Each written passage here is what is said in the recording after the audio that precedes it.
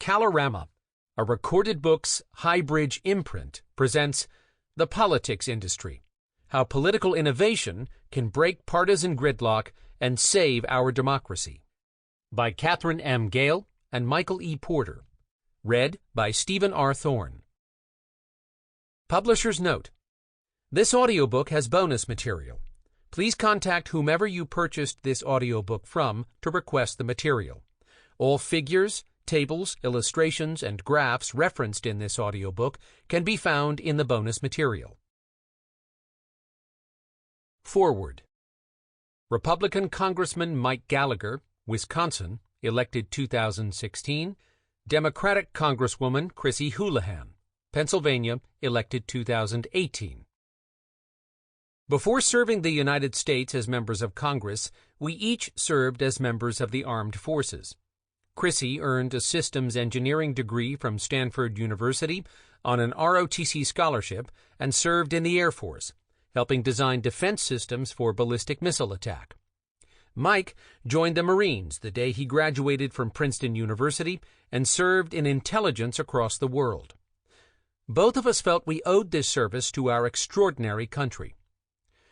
During our time in the military, we served under and led men and women of great diversity, each with their own family backgrounds, stories, and belief systems. We came together united by our common goal to protect this country we treasure. Military duty was a great honor and formed the foundation for our continued service today, service to our districts, our states, and our country. While we are immeasurably honored and privileged to now be serving again in Congress and to be working on behalf of our constituents and our country, we are both dismayed by the current state of play in Washington, D.C. Like many of our colleagues, we are deeply frustrated. We know you are too. As veterans, we know what it means to fight on the same team for the America we love so much. That love hasn't changed. That desire to fight for America hasn't changed. So why aren't we now on the same For America team? Why is our status as members of different political parties seemingly more potent than our shared love for America, our many areas of agreement, and our shared responsibility to solve problems and get results? Why are we more often opponents than colleagues? Why are we collectively allergic to the compromise and teamwork required to do what Americans want and expect of their Congress? Why can't we get big things done for the American people? Because the system is built to tear us apart. In American politics, winning isn't winning unless the other side is losing, and losing badly. This shouldn't be, and it doesn't have to be. This book proves it. Katherine and Michael argue that it's the system. Most importantly, they propose specifics on how we can fix it together. Their prescription is powerful, it is nonpartisan, what's more, it's doable. The next generation of elected leaders is not required to carry on the dysfunctional legacy of gridlock and bad blood that has defined our recent politics. We must match our love of country with a system that's designed to serve the people, not the political industrial complex. We want to look back on our careers in public service and see that we were able to make American lives better, coast to coast. We know you want the same. We're excited about the possibilities. This book arrives not a moment too soon. Please engage. We owe it to our extraordinary country to do so. Author's note: Pandemic 2020. As publishing deadlines pass for the politics industry, the world is racing to beat back a nationless, faceless, dangerous adversary, the coronavirus, COVID-19 pandemic. Currently, 1 in 4 Americans have been ordered to shelter in place. Metropolitan hospitals are becoming overwhelmed, medical supplies are running short, and getting infected appears to be easier than getting tested. Many predict a trailing economic depression with impacts that could be more painful for our country than those of the virus itself. It is surreal. There will be a time to review in detail how our public officials responded throughout this crisis. That time is not now. As we fight to flatten the curve of infection, there are only 3 observations we are comfortable sharing. First, we are yet again dismayed by the hyper-partisanship, the self-interest, and the opportunism the political-industrial complex exhibits. But we are not surprised. We seem paralyzed, no matter the gravity of the situation, by a poisoned politics. There are bright spots within the chaos, certain elected and unelected government officials stepping forward, heroic service by healthcare professionals, selfless volunteerism around the country, glimmers of what could be, if only our system weren't so screwed up at the core. Second, the obvious system failures that have put millions of Americans at risk over the last weeks and months make it even more apparent that the solutions we prescribe in this book are of critical importance. The threat of the next binary election continues to outweigh at times the pressing concerns of the day when it comes to proactive lawmaking in Congress. Finally, as with the Cold War, 9/11, and the Great Recession, there will be American children who remember where they were when the news of the coronavirus pandemic first broke, and what happened to their families during the nation's response to it. The pandemic and its aftermath will define generations, but it could also redefine our politics. When a new normal comes, there will be a moment, a window for big, sweeping change, for the good of all Americans, and to honor those we will have lost and the sacrifices made by so many. We pray that enough of us will put country over party and invest in the political innovation that can revivify our politics with healthy competition and make sure we don't get caught unprepared again. There is a path forward. Let's take it together. Katherine and Michael, March 23, 2020. Preface. My name is Michael E. Porter, and I am an economist, a scholar, an author, an advisor, and a teacher. My 5 forces framework for understanding the competitive forces in an industry, which I introduced in a Harvard Business Review article in 1979, started a revolution in the strategy field and continues today to shape business practices and academic thinking worldwide. Over my career, I have written 19 books on various topics, including economic theory and policy, competition and competitive advantage, national and state competitiveness and economic development, healthcare delivery, and business strategy. American politics was literally the last topic I ever thought I'd tackle. That all changed because of Katherine Gehl. For most of my life, I paid little attention to politics. I was too busy with policy and strategy and was working to actualize them in practice with leaders of companies and nations around the world. For me, the game of politics was more like noise. I assumed that developing optimal public policies was the biggest challenge. And if we could do that, good policy would be implemented based on merit. Like many of you, my primary involvement in politics was voting in elections and holding out hope for that presidential or gubernatorial candidate who could get us on the right track again. Looking back, I see now that I accepted as normal the toxic gridlock and learned helplessness our political system teaches. This started to change when I again turned my attention to American economic policy. In 2010, I began co-chairing with Professor Jan W. Rivkin the U.S. Competitiveness Project, a multi-year endeavor by Harvard Business School to understand the root cause of the country's disturbing economic performance, which began well before the Great Recession. While the United States retains great strengths, its competitiveness has been steadily declining. We face an alarming array of weaknesses that are likely familiar to you, challenges such as education, worker skills, complex regulation, and crumbling infrastructure. The economic agenda, however, is only half of the job for government. The other half is social. In 2013, I led, with Scott Stern and other partners, the development of the Social Progress Index, a new framework and methodology for objectively measuring and comparing key social, environmental, and quality of life indicators in countries across the world. We discovered something most Americans don't recognize.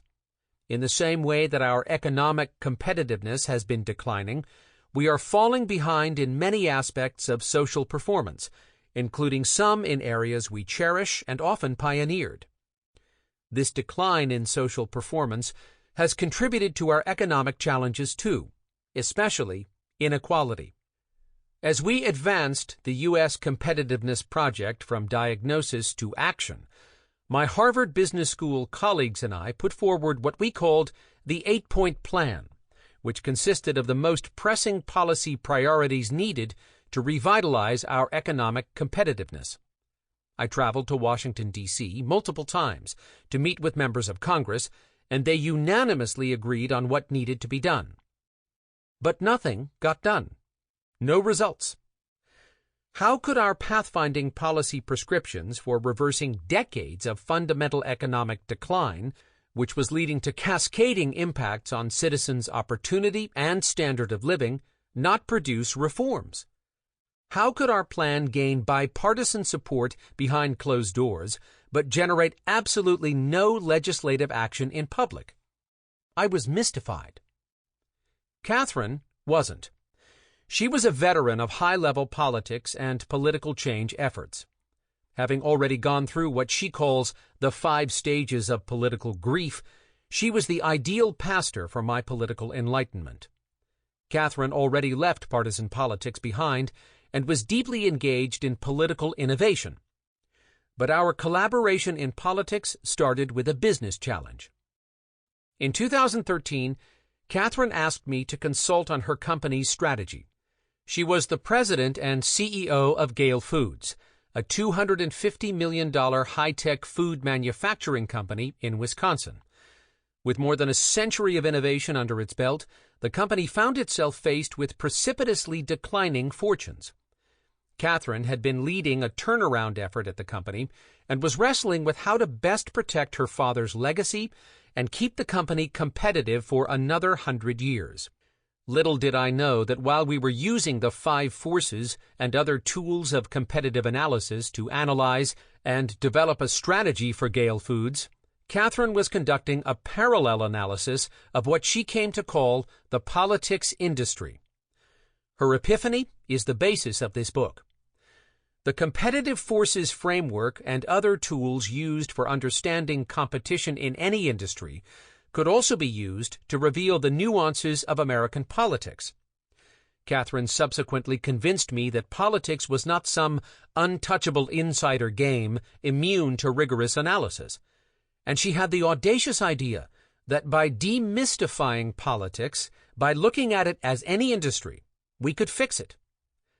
Soon after Katherine sold her company in 2015, in part to dedicate more time to political innovation, she asked me to join her work as a co-author. I was way out of my league here, but was willing to give it a shot. In 2017, our report, Why Competition in the Politics Industry is Failing America, was published by Harvard Business School and became the precursor to this book. The work was powerful and inspiring. I was hooked. Ours is a partnership I never would have predicted. But kismet aside, origin stories have a funny way of rewriting themselves once ideas become papers, and papers become books, and books become, we hope, the basis for big change. People often assume that I am the parent of these ideas. I am not. Katherine is the originator of both politics industry theory and the strategy for political innovation we prescribe in this book. She is also the driving force in spreading and implementing these ideas around the country. I am proud to be involved. One last thing. The Politics Industry is my 20th book. I don't plan for it to be my last, but after decades building a career around the strategic thinking and insights that make or break companies and nations, and influencing generations of students and helping leaders in business and government, this book might just be my most important. Why? Because it's a book about solutions, taking action, and achieving results at a time in America when the stakes couldn't be much higher. This book is a roadmap for breaking partisan gridlock and saving our democracy. As you will hear, Americans have done it before. Katherine and I will show you how we can do it again. Michael Porter. Introduction. In 2005, celebrated author David Foster Wallace delivered a commencement address at Kenyon College. He started with a fish story. There are these two young fish swimming along, and they happen to meet an older fish swimming the other way, who nods at them and says, "Morning, boys. How's the water?" The two young fish swim on for a bit, and then eventually one of them looks over at the other and goes, "What the hell is water?" After Wallace assured the new graduates that he wasn't positioning himself as an embodiment of the wise old fish, he got to the point of the story. The most obvious, ubiquitous, important realities are the ones that are hardest to see and talk about. For most Americans, the political system surrounds us in much the same way water surrounds fish. It's just what we know. It's normal. And while we complain about its performance, we don't question its nature because we don't believe it can change. We accept dysfunction, gridlock, and government inaction, even in the face of national adversity, as normal. And when we return to our polling places on Election Day and yet again see only two choices on our ballots, neither of which we really like, we accept that as normal too. Here's what else has become normal for far too many Americans over the last 50 years. A quality of life downturn so significant that when compared with the 36 other peer democratic countries with advanced economies, we Americans are near the bottom across numerous dimensions we once pioneered. We are 33rd in access to quality education, 33rd in child mortality, 26th in discrimination and violence against minorities, and 31st in clean drinking water, just to name a few. The actual water in America is getting bad now. Couple this distressing societal collapse with a major slide in our global economic competitiveness, historically high levels of gridlock, and historically low trust in government, and it is not an overstatement to say the great American experiment is at risk of unraveling. Yet political normalcy has enveloped us. Apathy and abdication blunt our personal agency, our ability to bring about change, and tamp down momentary flashes of outrage. Those who haven't succumbed to learned helplessness try to do something about it, often by doubling down on their political party, certain that the other side is the problem. Others pin their hopes on that mythical change candidate who will finally fix things, whether through hope and change or by draining the swamp. Some dedicate themselves to major policy concerns, like the national debt or immigration. But this is about much more than people or parties or policies. The root cause of our political dysfunction is deeper, where nobody cares to look, and is centered around one unifying theme: the forces of competition, in a system that doesn't work like you probably think it does. Most people think of our American political system as a public institution that follows a set of high-minded principles and impartial structures and practices derived from the Constitution. But that's hardly the whole story. Much of today's system is a self-serving, self-perpetuating private industry composed of gain-seeking actors who write their own rules. They compete to grow and accumulate resources for themselves, not necessarily to serve the public interest, and create artificial barriers to prevent new competition from threatening their hold on the industry. What should be a problem-solving, outcomes-driven cycle of elections and legislative leadership is instead an industrial-strength perversion that fosters unhealthy competition and blocks the innovation and progress for which American democracy is known.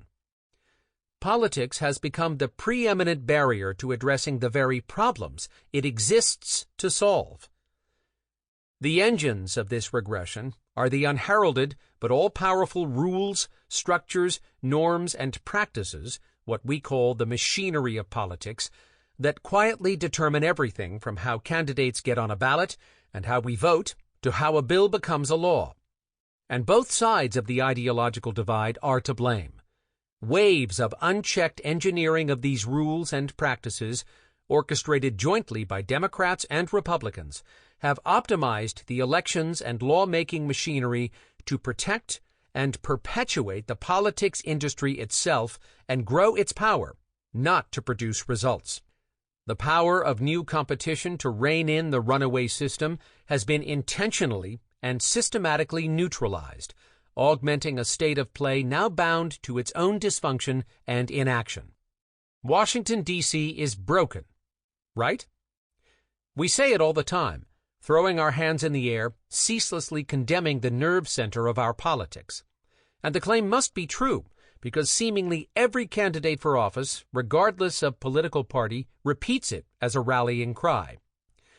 But as former Congressman Mickey Edwards, Republican Oklahoma, brilliantly explained, this hackneyed phrase represents a fundamental misunderstanding of, or worse, a slippery misdirection from, what's really going on. In fact, Washington is working exactly how it is designed to work and delivering exactly the results it is designed to deliver, because it wasn't designed to work for us, for the citizens, the voters, the public interest. What appears broken to us is humming right along for the industry itself, and it will not self-correct. To force a correction, we must revive the American tradition of political innovation. To change the results our system delivers, we must change the rules of the game. That's the singular power and sole purpose of this book, and the only legacy we care about. Power and purpose flow from clarity. We must first, like those two young fish, see the water we're swimming in. In the politics industry, it all boils down to the corrupted cycle of elections and legislation. And they don't work as you think they do. They don't work for us at all. How elections and legislation really work today. Imagine you are a member of the U.S. House of Representatives. You are deliberating over a bill that addresses a critical national challenge that should be handled on a bipartisan basis. As an elected representative, you should consider several seemingly obvious questions. Is this a good idea? Is this the right policy for the country? Is this what the majority of my constituents want? But as a participant in our current political system, you have only one question to answer. Will I make it back through my party's next primary election if I vote for this? If the answer to that question is no, and it virtually always is for the tough problems, then the other questions are irrelevant, because the rational incentive to get reelected, to keep your job, compels you to vote against this bill. But perhaps this time you decide to put country over party. You take the risk and publicly endorse the bill's artful compromise solution. You ignore the pleas of your party leadership. You weather threats and temptations from special interests, and you vote in favor of the bill. You are in trouble. For the purposes of your upcoming re-election, it doesn't matter if the bill passes or not. It doesn't matter if you are lauded by pundits, good government reformers, or local constituents for your bipartisan leadership. It doesn't really matter if the bill is likely to produce good outcomes. What does matter, assuming you want to keep your job, is how your side of the partisan system you just bucked is going to respond. Here's where one of the most powerful verbs in American politics comes into play. You're about to get primaried. In the next party primary election, or partisan primary, a contest for the party's nomination dominated by special interests and sharply ideological voters, you can expect an uber-left challenger if you're a Democrat and a hard-right opponent if you're a Republican. You'll probably lose because rampant unhealthy competition in politics means that for an elected official, there is virtually no intersection between acting in the public interest and the likelihood of getting reelected. In our current system of running for office and legislating, if you do your job the way we need you to, you're likely to lose your job. Party primaries create an eye of the needle through which no problem-solving politician can pass. This is absurd. Look at it from another perspective. Suppose you're not an elected official. Instead, you're a person who has made a successful career in business, and like the vast majority of citizens across America, you are deeply dissatisfied with Congress. Your success in business comes from your ability to identify opportunities in the marketplace, and when you look at politics, the demand for better options couldn't be more obvious, particularly in your district, where another lesser of two evils election is just around the corner. So, ever the entrepreneur, you throw your hat in the ring, perhaps as an independent, or maybe, quite boldly, you launch a startup, a new political party. In the beginning, the race is promising. Your policy platform and solutions-oriented messaging strikes a chord. Despite your newcomer status, you gain ground quickly. Voters are paying attention to your candidacy, and, at the least, they want to see you on the debate stage. Most of your would-be constituents favor compromise over gridlock, so you pledge to work across the aisle on Capitol Hill. Perhaps most audaciously, you commit to a positive campaign, eschewing the demonization of your opponents in favor of talking about the issues. Your poll numbers rise. You're beginning to seem competitive. But there's a hitch. With your momentum building, local opinion makers, political insiders, and even close friends reach out and implore you. Drop out. Winning is a long shot, they say, and every vote you earn is a vote stolen from a major party candidate, the candidate you would be resigned to support if you weren't in the race yourself. If you don't drop out now, you might spoil the election by stealing the votes that this major party candidate needs to win. This argument strikes you as deeply unfair. How could fewer choices, fewer new ideas, be better for voters who are craving other options? The reality of American elections becomes clear. Staying in the race may well mean handing a victory to the greater of two evils, the very candidate you were working so hard to defeat in the first place. You ran for office because you spotted an opportunity to act in the public interest, to deliver solutions ignored by the current players. Your startup campaign was poised to fill a gap in the marketplace. But in American elections, plurality voting, the dominant first-past-the-post winner-take-all voting system, creates the spoiler phenomenon and dissuades would-be elected officials like you from running altogether. Frustrated and amazed by this truly un-American abuse of the free market, you do what any good civic-minded citizen would do. You pursue legal action, believing you have a promising antitrust case. But you are quickly flummoxed yet again. Ever so conveniently, and unlike in most industries, antitrust regulation doesn't apply to politics, and no independent regulator is coming to the rescue.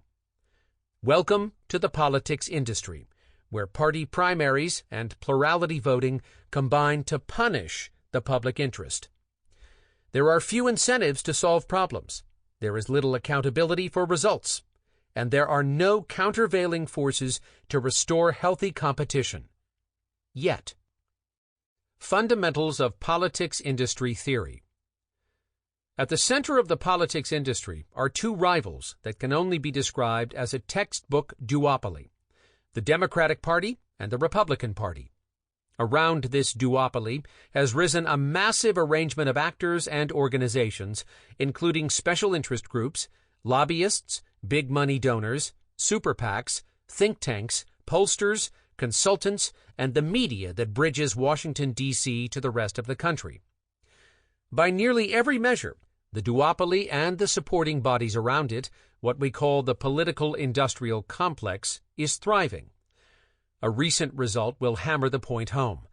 Spending in federal elections during the 2016 cycle was more than $16 billion, which is greater than the annual budgets of at least a dozen states. How can an industry so successful fail its customers, the American public, so mightily? In any other industry this large and thriving, with this much consumer dissatisfaction, some entrepreneur would see this as a phenomenal opportunity and create a new competitor responding to what customers want. But that doesn't happen in politics. Why not?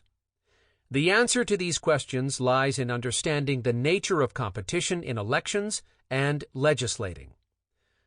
The key methodology we apply is the 5 forces framework, which was originally developed 4 decades ago to understand industry structure and...